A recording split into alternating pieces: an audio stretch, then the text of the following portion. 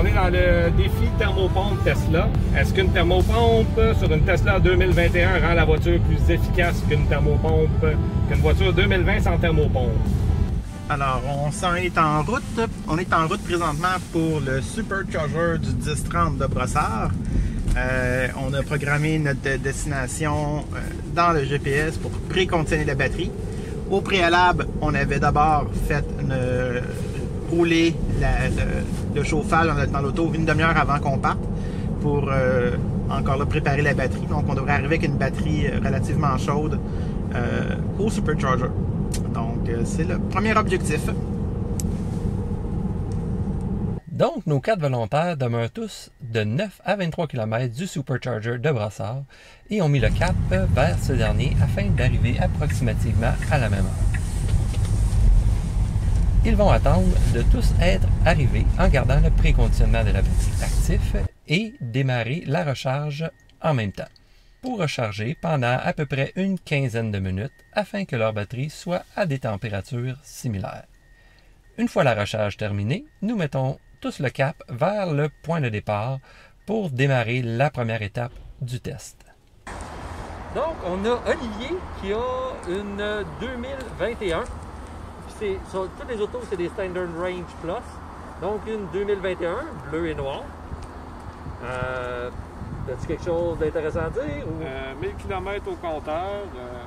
Depuis donc à peu près 3 semaines de fonctionnement. Aucun problème majeur avec la voiture. Le chauffage fonctionne très bien. J'ai pas de bumper qui s'est détaché de la voiture non plus. Les lumières éclairent. Donc à date, très satisfait. J'ai pas eu d'appel de service à faire à Tesla. Puis aussi, il y en a probablement qui vont se poser la question. Ah ouais, mais là, il y en a un, lui, justement, il y a des roues aérodynamiques, l'autre n'a pas, c'est pas les mêmes pneus. Notre but, c'est de comparer un véhicule par rapport à lui-même. Donc, même s'il y a des petites différences de configuration entre les véhicules, qu'il y en a un plus usé, moins usé, barre de toit, pas de barre de... Ça devrait avoir un effet minime sur les résultats en bout de ligne et le test devrait être quand même valide. Et en ayant 2 paires de véhicules, bien, on va pouvoir vraiment valider si les résultats sont valides, puis on va pouvoir voir s'il y en a un qui se démarque des autres pour une raison qu'on ignore. Deuxième véhicule, on a Jean-François Morissette. Salut. Avec sa 2019 noire. Oui, 2019, exact. Fait que la date de mars 2019, pas loin de 30 000 km au compteur. Et des barres de toit pour faire différent. Exactement. Ensuite, on a la grise unique 2019 aussi à Simon-Pierre Guillou. Le SR Plus 2019, mars aussi. On a des roues bien standards, on a hitch dessus, 53 000 km. Je roule beaucoup, je fais beaucoup de routes également, donc c'est vraiment un véhicule avec lequel j'ai eu aucun problème. Je l'adore, c'est vraiment le fun comme voiture, être mise à jour de façon régulière comme ça. Et je crois la seule qui a le moins de kilomètres au compteur en ce moment, la 2019 de Sébastien Brodeur. Oui, donc la 2021. 2021. On est allé chercher le 15 décembre, donc 916 km, même pas moins de 1000 km. Aucun problème encore jusqu'avec, donc tout va bien. Je l'adore. Donc, un autre SR21 avec thermopompe. Et c'est le départ pour une première boucle qui servira de base de comparaison afin d'établir la consommation du chauffage pour chaque véhicule. Le trajet a été choisi afin de minimiser la portion hors de l'autoroute où les feux de circulation ou arrêts pourraient introduire plus de variations entre les différents tests. Le trajet consiste en une boucle de 60 km d'autoroute à 100 km/h sans dénivelé significatif. La température oscille autour des -3 à -4 degrés Celsius et les vents sont faibles avec une vitesse entre 5 et 10 km/h. Pour cette boucle, chacun des véhicules aura le chauffage à 20 degrés Celsius en mode 100% automatique. Alors, bonjour tout le monde, ici Simon Pierru de l'Association des véhicules électriques du Québec. Je suis dans ma Tesla en ce moment, on est en train de faire un test à propos du chauffage entre la Tesla 2019 et la Tesla 2021 qui va nous permettre de comparer un petit peu chauffage résistif versus le chauffage avec une thermopompe. On on a décidé de faire un 120 km, une boucle de 120 km pour essayer de déterminer un petit peu. Au niveau du chauffage, on se place tous à 20 degrés Celsius. On conduit à 100 km/h. La batterie a été préchauffée. On a tous chauffé un superchargeur en premier. Et puis là, on est en destination. Qu'est-ce qu'il faut savoir d'une Tesla Model 3 l'hiver? Parce que c'est pas mal ça. On va essayer de déterminer l'hiver de quoi ça a l'air ce véhicule-là. Est-ce que ça se débrouille bien? Est-ce qu'il y a vraiment un gros avantage avec la nouvelle version de la Model 3 avec la thermopompe? Bien, ce qu'on veut toujours faire en hiver avec une Model 3, on veut toujours la préchauffer le matin parce que, oui, c'est vrai, les fenêtres et les portes peuvent geler. Le port de recharge également. Alors que si on préchauffe au maximum, ce qui arrive dans ce temps-là, on utilise l'énergie de la maison, on n'utilise pas l'énergie de la batterie si le véhicule est bien branché, bien sûr. Mais aussi, c'est que ça crée tellement une pression importante lorsqu'il y a autant d'air qui est déplacé dans le véhicule que l'air s'échappe par certains petits pores de la carrosserie. Il y en a au niveau des poignées de porte, donc pour faire fondre la glace, et au niveau du port de recharge également pour faire fondre la glace dans cette région-là. Donc quand même Tesla, même si c'est une compagnie californienne, elle a fait des tests en Alaska, elle a fait plusieurs vérifications, s'assurer que le véhicule fonctionnerait bien avec des grands froids. Puis c'est ce qu'on remarque, c'est qu'ils ont bien pensé à leur affaire, puis ça fonctionne bien à ce niveau-là. Donc, deuxième chose qu'il faut faire lorsqu'on roule avec une Tesla Model 3 l'hiver, si on fait des longs trajets, bien sûr, on veut préchauffer le véhicule, mais lorsqu'on s'en va à une certaine destination, qu'on sait qu'on doit arrêter pour faire une recharge, c'est bien d'indiquer sur la carte du véhicule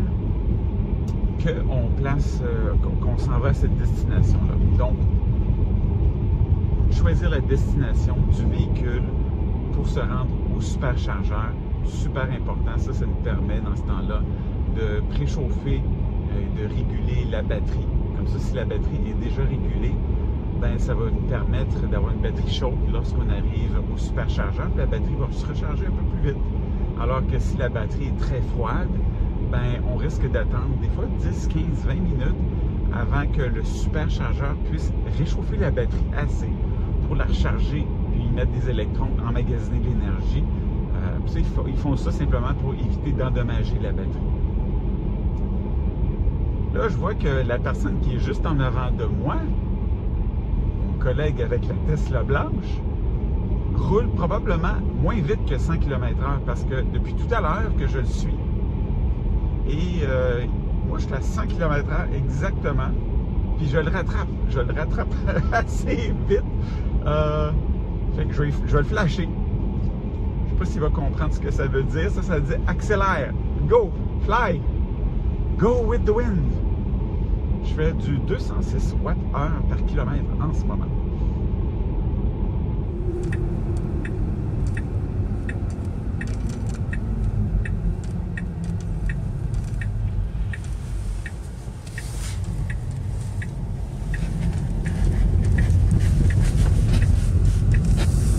Moi, j'ai pu voir 4 Tesla, une après l'autre. Donc, en ce moment, on est en train de faire un retour sur le chemin qu'on faisait. Ma consommation est de 194 watts/h par kilomètre. Puis, ça va bien, sauf qu'on a remarqué un petit quelque chose. C'est que ma voiture est mise à 100 km/h automatique et celle de Sébastien est également à 100 km/h. Sauf qu'il y a une différence parce que je l'ai dépassé très facilement.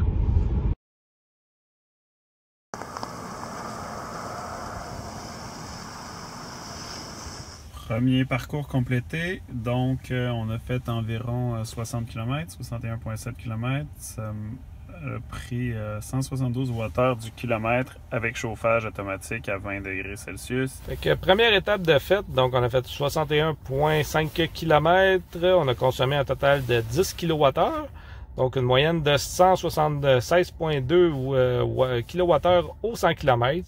Intéressant, il y a une différence avec Simon-Pierre. 61,5? Oui. OK. 10 kW. Je te flashais après, là. Oui? Parce que j'allais à 100 km/h, je te dépassais. Ah, mais moi, j'étais à 100 aussi. Métrique de pneus? C'est mes pneus. Ah, t'as des pneus différents? Ouais. Ils sont un peu plus hauts, les tiens. Ah. C'est des quoi, ça? 2,35. 2,35 sur moi, j'ai 2,45. Premièrement, regardons les résultats provenant de chacun des véhicules. Le nombre de kilowattheures consommés est ce qui nous intéresse le plus, mais il n'est pas très précis, étant arrondi au kilowattheure. Nous pouvons cependant prendre le nombre de kilomètres parcourus multiplié par la consommation au kilomètre afin d'obtenir une consommation pour le trajet qui est légèrement plus précise. Les gros pneus de Simon-Pierre n'ont pas d'impact dans ce calcul, étant donné que sa consommation légèrement plus élevée est compensée par le nombre de kilomètres un peu plus bas. Le seul impact restant est le fait qu'il roulait 1,3 km/h plus rapidement que les autres, ce qui est à peine un peu plus que 1% de différence. Une fois les données des différents véhicules obtenus et notre discussion sur les pneus terminée, nous mettons le cap vers notre point de départ afin de démarrer le deuxième test. Bonsoir. Alors là, on s'apprête à faire notre deuxième test. Ça veut dire qu'on refait exactement le même parcours d'environ 60 km sans chauffage. Donc, on va pouvoir voir l'effet relatif du chauffage sur la consommation. Jusqu'à maintenant, quand même, les comparaisons rapides entre les SR Plus 2019 versus 2021, les SR Plus 2021 semblent effectivement un peu plus efficaces. À suivre. Alors, on fait notre deuxième trajet en ce moment-là. Donc, on fait le même trajet qu'on vient de faire. Cette fois-ci, la seule différence, c'est qu'il n'y a aucun chauffage. Seulement au cas où on a dans le fond, une espèce de voile dans les vitres qu'on va partir du dégivreur. Mais sinon, pas du tout. Donc, on fait le même trajet avec sans chauffage cette fois. À suivre! J'en reviens pas. Là, j'ai appris une mauvaise nouvelle.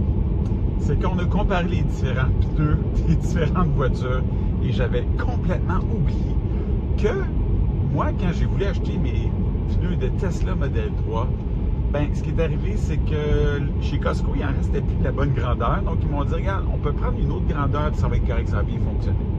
Je suis comme, sure, why not? Qu'est-ce que ça va faire comme différence? Ben, la différence en ce moment, c'est que mon pneu est plus haut. Ça faisait que la distance, moi, je parcourais 60,4 km et toutes les autres voitures parcouraient 61,5 km. Donc, une différence au niveau du kilométrage, une différence au niveau de la vitesse. Donc, mon véhicule roule plus vite, mais pense qu'il fait moins de kilométrage. Et ça semblerait qu'il utilise plus d'électricité pour faire le même kilométrage. Parce que mon utilisation électrique à 180, je ne sais trop combien, là, était quand même pas mal plus élevée que tout le monde. Même que comparativement à GF, qui lui a des barres sur son toit, il y avait une différence quand même marquée.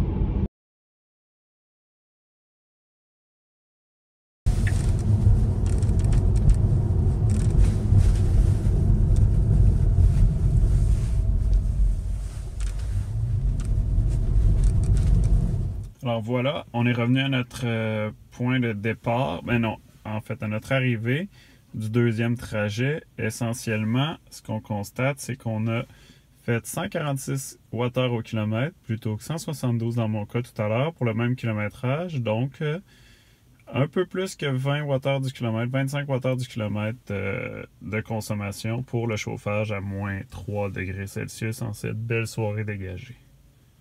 Mon kilométrage, c'est encore à 61,7. Puis là, je suis bien Jean-François, bonne nuit. Jean-François, 61,7 km de distance pour 146 Wh par kilomètre. T'as 146? Ouais, ben la Regen, juste dans la sortie, ça m'a aidé un peu, honnêtement. C'est un peu trompeur versus le résultat sur l'autoroute, mais c'est la vie aussi. Oh, la ouais, Regen, ça fait partie du comportement. Ça en fait qu'il n'y a pas vraiment une différence de consommation. Oh! Intéressant. Ah, ben j'avoue, tu t'as. Aucun moment. Mais effectivement, c'est que Seb, il a à peine gagné, puis toi, t'as. T'avais un peu moins, t'avais 162, là t'as 156. Ouais. La première observation que l'on peut faire sur les résultats de ce test est que la consommation des 2019 et des 2021 est très similaire. En fait, la consommation la plus basse et la plus élevée ont toutes deux été obtenues par des 2019. Avant de sauter aux conclusions, comparons la consommation entre les deux tests pour chacun des véhicules afin d'établir la validité de nos résultats. Les deux 2019 ont consommé entre 1,5 et 1,6 kWh de plus en faisant le trajet avec chauffage versus sans chauffage. De leur côté, les 2021 ont une différence de consommation entre les deux tests de l'ordre de 0,4 kWh. Cette corrélation entre les véhicules des mêmes années semble indiquer que les tests sont valides.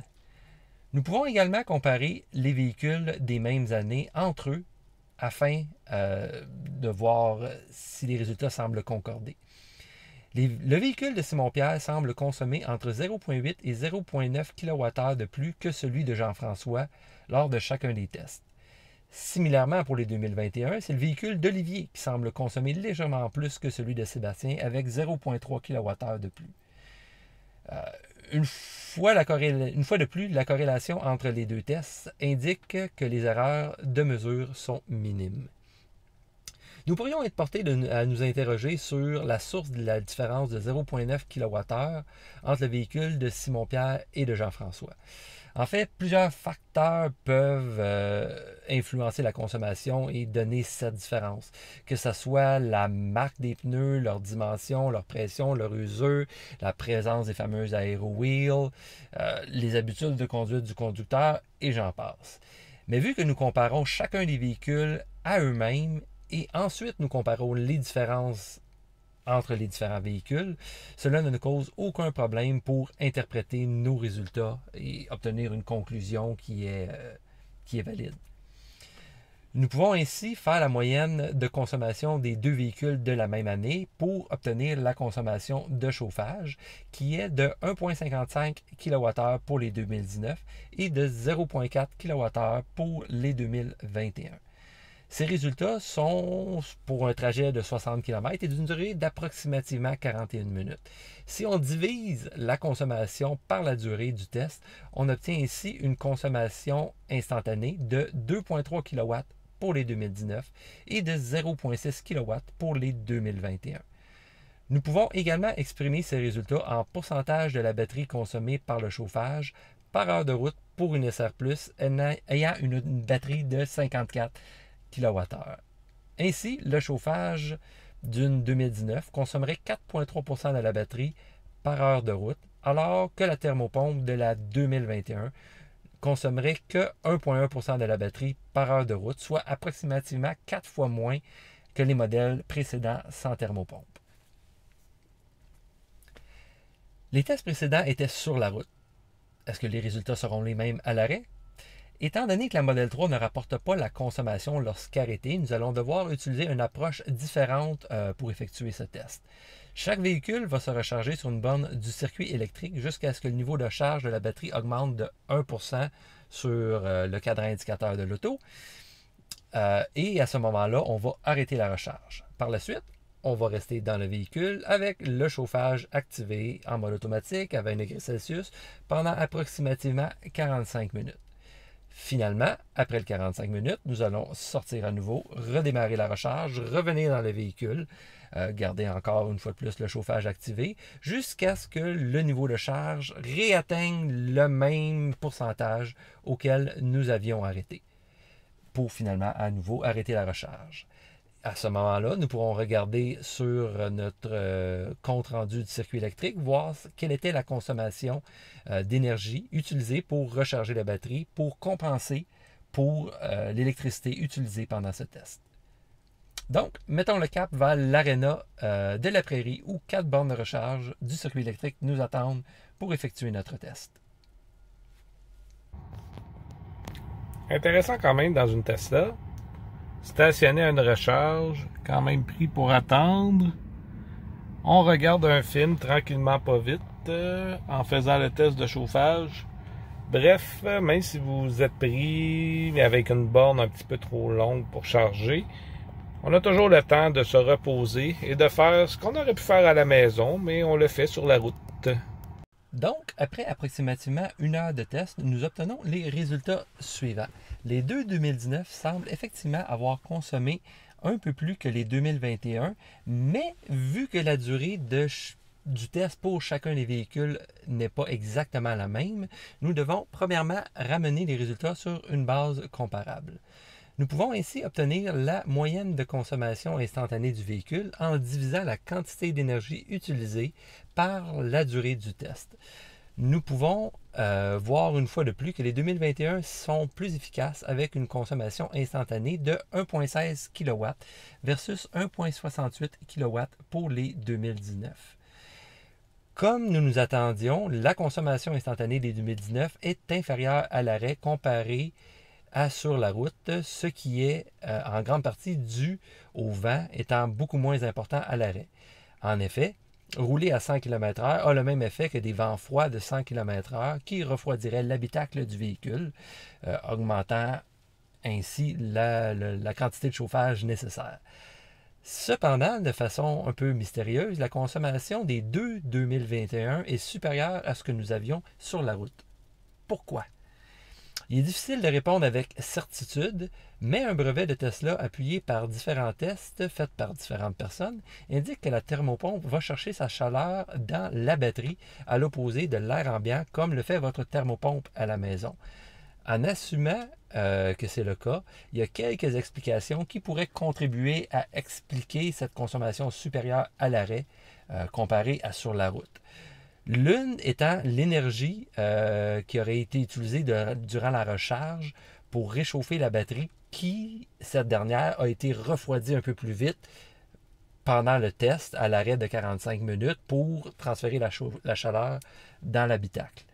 Une autre possibilité, c'est que le moteur et les différentes composantes du véhicule produisaient plus de chaleur sur la route pendant que l'on roulait à 100 km/h, ce qui venait qu'à demander moins de travail à la thermopompe pour ramener cette chaleur dans l'habitacle.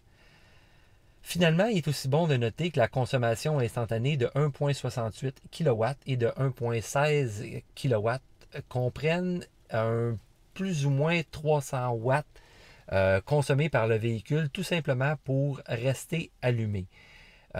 Mais malgré ce 300 watts de consommation instantanée, même si on l'enlève au 1.16, on est encore supérieur à la consommation qu'on avait sur la route. Donc le mystère n'est pas encore totalement élucidé. Donc, en conclusion, nous pouvons affirmer avec une assez bonne certitude que la thermopompe de la Tesla Model 3 2021 donne un avantage important comparé au chauffage résistif des modèles des années précédentes lorsque les températures sont légèrement sous les 0 degrés Celsius. Nous pouvons voir que sur la route, le chauffage de la 2021 consomme 4 fois moins que celui de la 2019. À l'arrêt, elle consomme également moins, mais la différence semble être moins importante avec une consommation d'approximativement 70% de la 2019. Maintenant, la question est-ce que les gains sont aussi importants sous les moins 20 degrés Celsius? Il ne reste plus qu'à espérer que nous aurons des soirées assez froides lorsque les gens seront disponibles pour faire le test et que la pandémie nous permettra de sortir de chez nous.